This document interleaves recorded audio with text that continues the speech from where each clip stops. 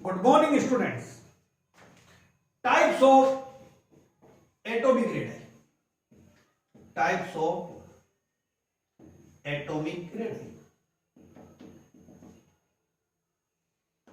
इसमें फर्स्ट आपके पास में आती है कोवलेंट रेडाई.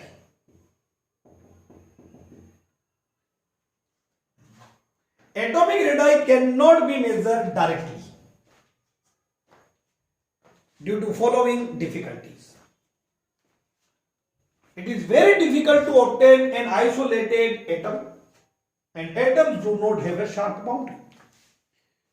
तो फिर इसके लिए इनडायरेक्ट मेथड दिए गए जिनसे हम एटॉमिक रेडाई मेजर करें. पहला covalent radii. Covalent radii. Covalent radii में टू आइडेंटिकल एटम्स जो है उन्होंने इलेक्ट्रॉन्स की शेयरिंग कर रखी है, दैट इज कोवलेंट बॉन्ड बना रखा है.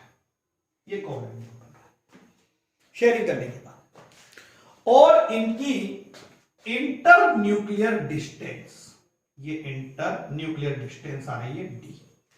D is called inter nuclear distance. Inter nuclear distance. तो कोवलेंट रेडाई आपको इस इंटर न्यूक्लियर डिस्टेंस की हाफ वैल्यू करनी. अब बच्चा बोले सर ये तो गलत आएगी, पर कोई और तरीका ही नहीं है मेजर करने का. तो फिर यही तरीका दिया गया.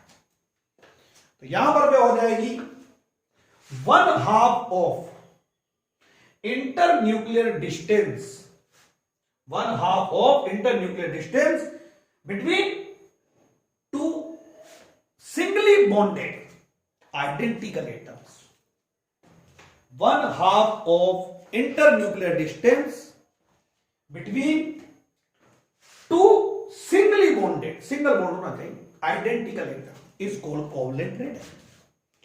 For example, Cl2 में क्लोरीन और क्लोरीन जो है उसके बीच की इंटरन्यूक्लियर डिस्टेंस की वैल्यू है 1.98 एंगस्ट्रॉम. तो फिर RCl जो है वो लिया गया 1.98 डिवाइडेड बाय 2, तो 0.99 एंगस्ट्रॉम. सिंगल बॉन्ड होना चाहिए. आप यहां पर O डबल बॉन्ड O नहीं ले सकते. तो फिर बच्चा बोलेगा फिर सर ऑक्सीजन की फिर हम किससे मेजर करेंगे? ऑक्सीजन की मेजर करने के लिए हाइड्रोजन पेरोक्साइड लेंगे, HOOH. ये सिंगली कोवलेंट बॉन्ड आ गया. इनकी इंटरन्यूक्लियर डिस्टेंस उसका हाफ था. फिर बच्चा बोलेगा सर नाइट्रोजन के लिए, नाइट्रोजन में N ट्रिपल बॉन्ड N होता है, मैंने 10th में पढ़ा है, नहीं ले सकते. इसके लिए आप हाइड्रोजीन लेंगे, hydrazine NH2 NH2. Single covalent bond होना चाहिए और फिर इंटरन्यूक्लियर डिस्टेंस जो है उसकी 1/2 वैल्यू लेंगे. तो इसको हम बोलेंगे कोवलेंट रेडाई.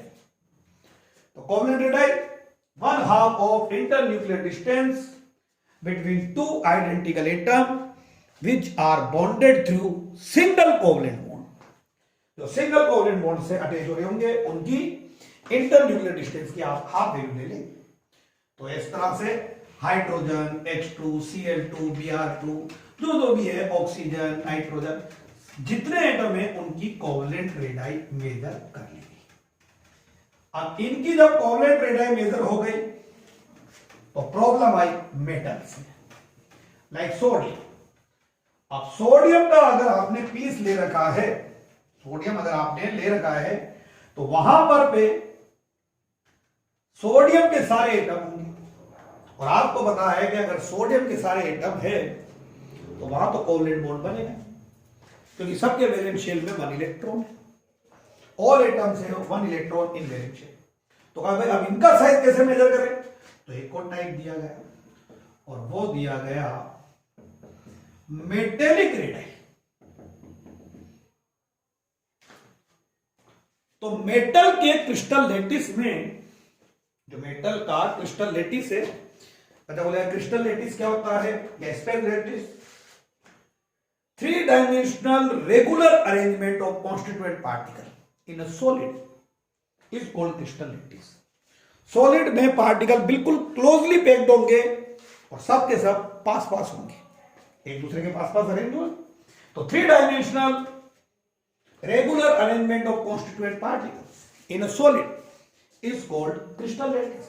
Crystal lattice में एक solid atom ये रहा और इसके बिल्कुल पास में नेबरिंग जो है solid atom होगा, तो इसका न्यूक्लियस और ये इसका न्यूक्लियस, इन दोनों की आप ले लोगे यहां से यहां तक की इंटर न्यूक्लियर डिस्टेंस और उसकी वही हाफ वैल्यू लेनी है आपको, ये हो जाएगी मेटेलिक टाइप।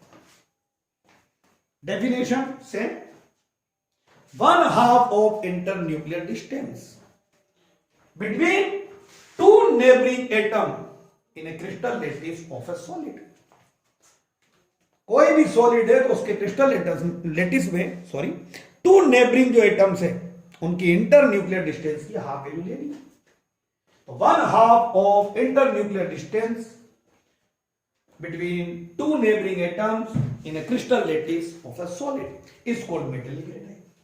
तो अब जो मेटल थे उनकी मेटेलिक रेडाई मेजर करें। अब आखिरी प्रॉब्लम आपको पता है कहां आने वाली है, नोबल गैसेस। आपको पता है कि नोबल गैसेस जो होती है, noble gases do not form covalent, उनका तो ऑक्टेट कंप्लीट है, और जब उनका ऑक्टेट कंप्लीट है, वैलेंस शेल में 8 इलेक्ट्रॉन है, तो ना तो इलेक्ट्रॉन डोनेट करेगी, ना एक्सेप्ट करेगी, ना शेयर करेगी, कोवलेंट बॉन्ड बनाने का क्वेश्चन ही नहीं है। वो मेटल भी नहीं है तो फिर उनकी कोवलेंट रेडाई भी नहीं हो सकती और उनकी मेटेलिक रेडाई भी नहीं हो सकती।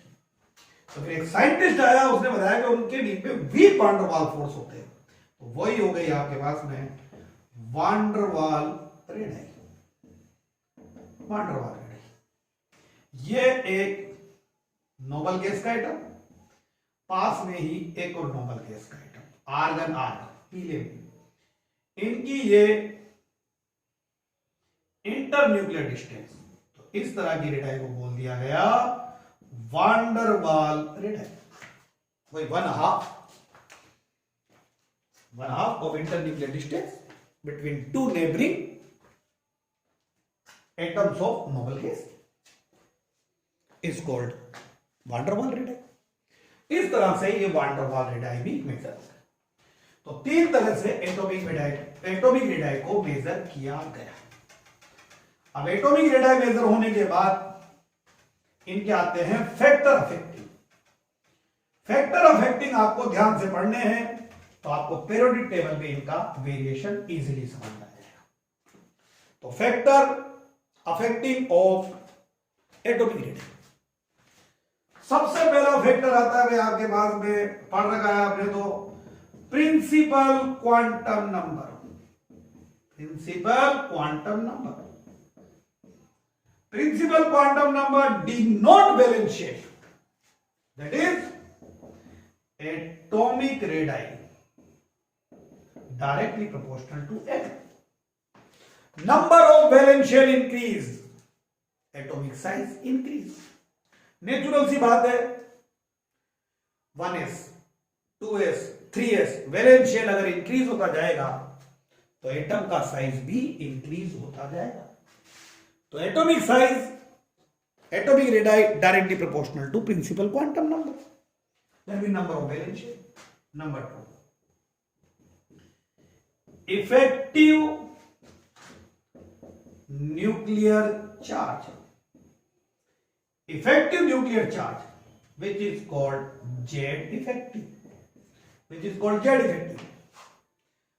ये आपको मैंने एटॉमिक स्ट्रक्चर में भी क्लियर करा था, आज से बता रहा हूं। Attraction between valence electron and nucleus हो गए, सिंपल अगर आप बात कर रहे हैं तो वैलेंस इलेक्ट्रॉन और न्यूक्लियस के बीच में अट्रैक्शन है, it is called effective nuclear charge. Attraction between valence electron and nucleus is called effective nuclear charge. 2 atom consider कीजिए, एक में जेड इफेक्टिव की वैल्यू ज्यादा है और एक में कम है।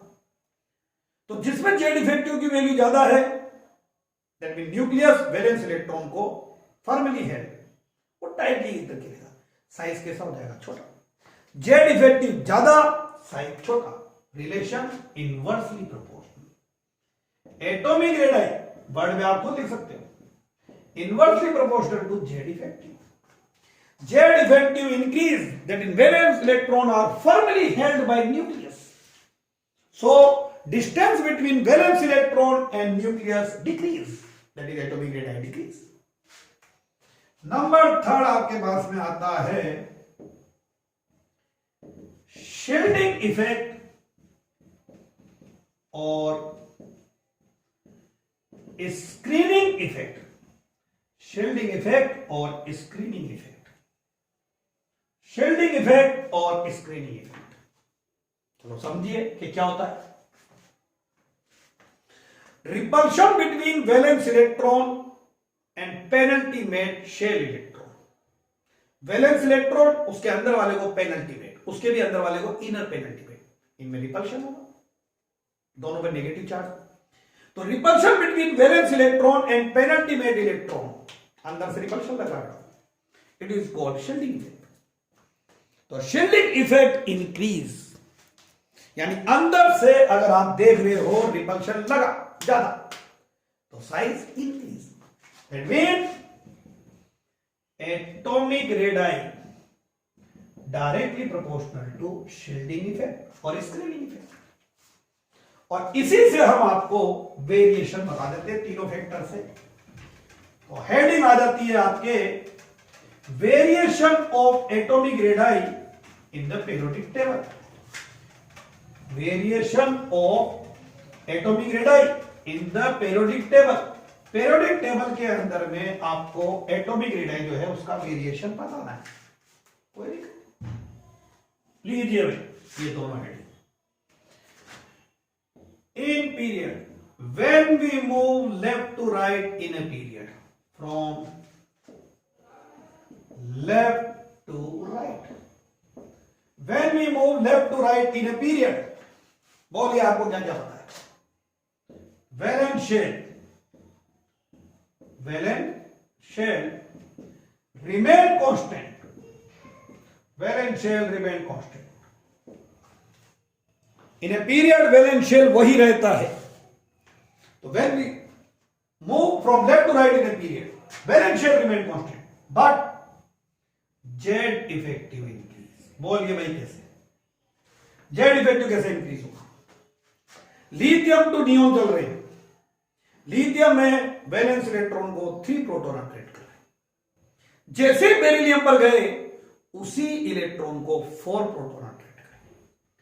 बोरॉन पे गए उसी इलेक्ट्रॉन को अब 5 प्रोटॉन अट्रैक्ट करें. दैट मीन न्यूक्लियस में पॉजिटिव चार्ज इंक्रीज होता जाएगा. तो जेड इफेक्टिव इंक्रीज, और Z effective increase that is atomic radii decrease. तो ये जनरल ट्रेंड है, एक्सेप्शन आएगी बता दें. इन ग्रुप में आप जा रहे हो from top to bottom, top to bottom, from top to bottom. Principal quantum number valence shell n increase, continuously n increase होता है. Hydrogen 1s1, lithium 2s1, sodium 3s1, potassium 4s1, rubidium 5s1, continue increase हो रहा है. Valence shell increase, और valence shell increase that is atomic radii increase. ये atomic radii increase होती है. तो when we move left to right in a period atomic radii decrease, reason board पे लिखा हुआ है. और when we move top to bottom in a group atomic radii increase, reason लिखा हुआ है. वैलेंस शेल इंक्रीज होगा. और अब इसके आते हैं 1-2 क्वेश्चंस जो एक्सेप्शन भी मान सकते हैं और आप क्वेश्चन भी मान सकते हैं. वो आपको हम नेक्स्ट वीडियो में बताते हैं. Thank you.